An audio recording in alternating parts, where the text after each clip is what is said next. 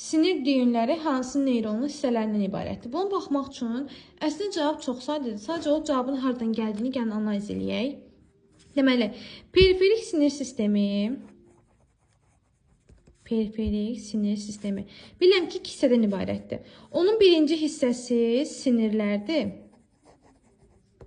İkinci hissəsi sinir düyünləridir.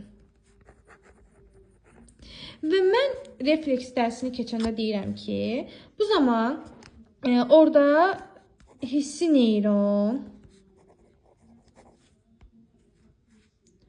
ara neyron və hərəki neyron arasında əlaqə yaranır. Bu əlaqə necədir? Neyronda sinirlər, dendrit, cisim, akson olaraq ötürülür.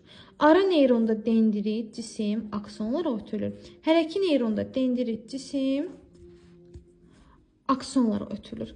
Bunun arasında bir dənə sinaps rabitə əmələ gəlir. Bu hissi neyronun aksonunun yarısı. Hər iki neyronun aksonunun yarısı.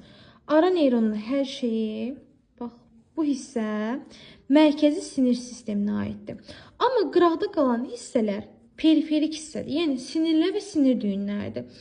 Düyün də bir cisim olduğunu nəzərə alaraq, düyün bir cisimdir. Baxıram, hansı neyronun cismi çöldədir?